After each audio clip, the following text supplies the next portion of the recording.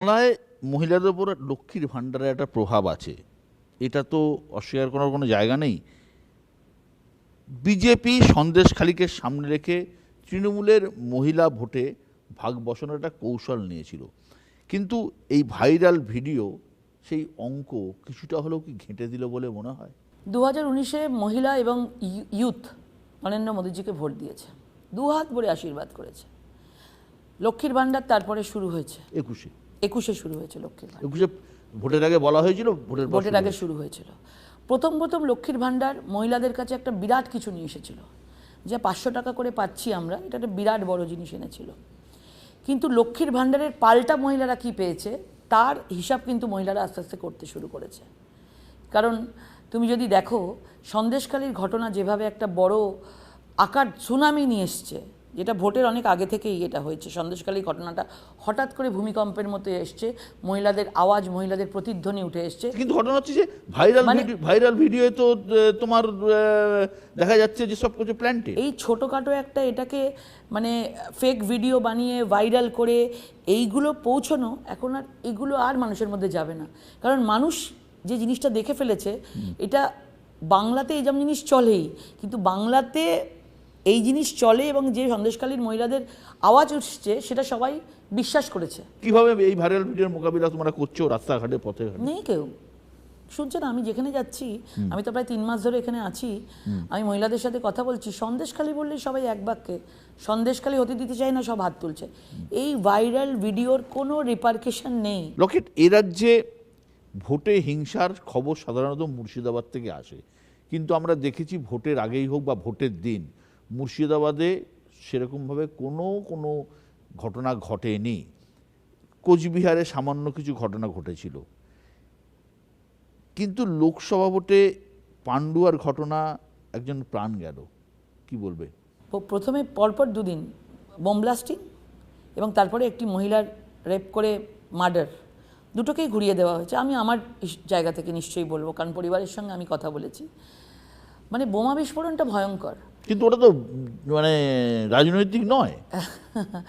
এটা তো দেখো, মানে তোমরাও এতদিন রাজনীতিতে আছো, কারণ মহিলার পরিবারের সাথে আমি নিজে আছি, আজকেও মহিলার পরিবার এসেছিল সেখানে, পুরো পরিবারকে নিয়ে গিয়ে তাকে জোর করে বয়ানটা লিখে তাকে দিয়ে সাইন করিয়ে নেওয়া হয়েছে। বেচারা কী করে বুঝবে? এবং এত বড় একটা বোম ব্লাস্টিং, এত বোম পড়ে আছে, বলে পারিবারিক ঘটনা। যে ঘটনাই ঘটছে না কেন সেটাকে উল্টে দাও, সেটাকে একটা পারিবারিক বলো, বজ্রপাতে মহিলার মৃত্যু বলো। বজ্রপাত সেদিনকে হয়নি ওই জায়গায়, হঠাৎ করে একটা ভ্যানিটি ব্যাগ নিয়ে মাঝ রাস্তায় একটা মহিলা উপুর হয়ে রক্তারক্তি হয়ে আছে। বজ্রপাতে তো রক্তারক্তি হবে না, গায়ে তো ক্ষতচিহ্ন থাকবে না। আমাদের চ্যানেলকে দেয়া সাক্ষাৎকারে প্রধানমন্ত্রী নরেন্দ্র মোদী বলেছেন বাংলায় বিজেপি ক্লিন সুইপ করবে। অমিত শাহ দাবি করছেন বাংলায় 30-এর বেশি আসন পাবে বিজেপি। এটা কি সম্ভব? 2019-এ আমরা কেউ ভেবেছিলাম? আমি তো নিজেও কখনো ভাবিনি, যখন আমাকে দেওয়া হয়েছিল হুগলি আসন, এবং সবাই মধ্যে ছিল 2 থেকে কত হতে পারে, 10 হতে পারে, 12 হতে পারে, উনি বলেছিলেন 23 হবে। আমরা 18 গেছিলাম, মানে কেউ প্রেডিক্টই করতে পারিনি 18 পাবে। যদি সেটা হয়, আর তারপরেই আমাদের একটা 3টে রাজ্যের নির্বাচন গেছে, 3টে রাজ্যের নির্বাচনে একটা লোক সারা দেশে বলেনি যে রাজস্থান, মধ্যপ্রদেশ, ছত্তিশগড়ে জিতবে। কেউ বলেছে মধ্যপ্রদেশটা জিততে পারে, কেউ বলেছে রাজস্থানটা জিততে পারে, বাট বাকি দুটোতে হবে না। কিন্তু আমরা সারা দেশ হকচকিয়ে গেছে, অবাক হয়ে গেছে যে ভেতরে ভেতরে আমাদের একটা বিজেপির সাথে কংগ্রেসের অ্যান্টি কংগ্রেস একটা চোরা স্রোত বইছে। এখানেও একটা অদ্ভুত চোরা স্রোত আছে তৃণমূলের বিরুদ্ধে, এবং সেই চোরা স্রোতটা 30 অবধি আমাদের কাজে লাগবে। তুমি ঠিক কথা তুমি বললে, 2019-এর কথা আমি মেনে নিলাম। 2021-এ তো বলেছিল আপকি বার 200 পার। 21 আর 24 আকাশ পাতাল তফাৎ। 21 আর 24 দেখো কতগুলো নেতা জেলের ভেতরে। পুরো রেশনের ইস্যুটা দেখো, রেশন বড় দুর্নীতি, সেটা 3 কোটি রেশন ফেক কার্ড জেলের ভেতরে রয়েছে, রেশন মল্লিকবাবু। পার্থ চট্টোপাধ্যায় তৎকালীন শিক্ষামন্ত্রী জেলের ভেতরে, তার সঙ্গে আরও সাঙ্গপাঙ্গ জেলের ভেতরে। বলাগড়ের তিনজন, অয়ন, কুন্তল, শান্তনু জেলের ভেতরে। মানে শিক্ষা, স্বাস্থ্য, রেশন, সন্দেশখালী, এত কিছু ঘটে গেছে। তো কোথায় 21, কোথায় 24? মমতা ব্যানার্জি আর কাকে ছেড়ে কাকে বলবে? উনি দেখুন সব কিছু উল্টো দিকের লোকগুলোকে আশীর্বাদ আছে। বীরভূমে অনুব্রত খুব ভালো ছেলে, অনুব্রত তিহারে বসে আছে, অনুব্রত মণ্ডল। যতই বলুন এখানে তো কেউ বলতে পারবে না যে বিজেপির লোক, বিজেপির এজেন্সি, বিজেপির এই, মানে পুরোপুরিভাবে হাইকোর্ট থেকে সুপ্রিম কোর্ট থেকে সব কিছু চলছে।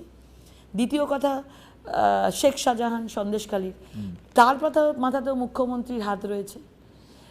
এসএসসির চাকরি প্রার্থী, এত বড় একটা স্ক্যাম, মুখ্যমন্ত্রীর বয়ানের পর 360 ডিগ্রি এসএসসির চেয়ারম্যান ঘুরে গেলেন যে অযোগ্য প্রার্থীদের আমাদের তালিকা দেওয়া সম্ভব।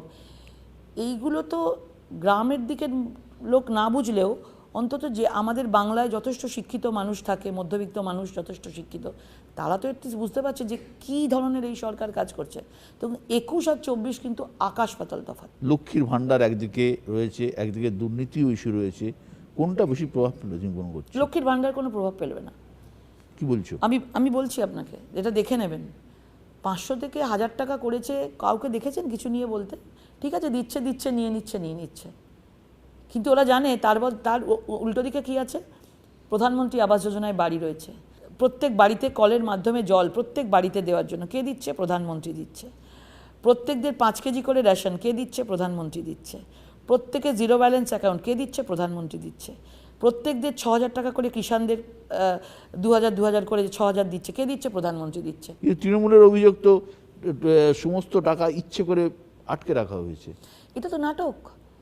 এই যে গিয়ে দিল্লিতে গিয়ে এই যে নাটক চললো, আমাদের যিনি এমওএস ছিলেন সাধ্বী নীলাঞ্জনজি, উনি আমাকে সেদিনকে রাত্রিবেলা যেদিনকে সব চলছে, তো উনি আমাকে ফোন করে বলছে, লকেটজি দেখুন, আমি এখানে বসে আছি, 8টা অবধি টাইম দেওয়া আছে, আমি বলেছি তোমরা একটা 5 জনের কি 10 জনের প্রতিনিধি দল আপনারা আসুন, ওরা না এসে বাইরে নাটক করছে, আমি হিসেব নিয়ে বসে আছি।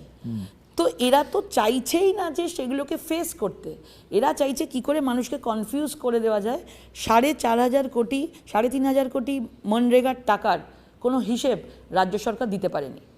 সাধ্বী নিরঞ্জন জ্যোতি এমওএস আছেন, উনি নিজে বলেছিলেন যে আপনাদের যে জায়গায় ডাউট আছে সেই জায়গাগুলোতে তদন্ত হোক। তো তারাও তদন্ত করতে রাজি। তখন বলা হলো যে তাহলে একটা কাজ করুন, সবার টাকা না আটকে একটা কমিটি বানানো হোক, রাজ্য সরকার থেকে কমিটি হোক, কেন্দ্র সরকার থেকে কমিটি হোক।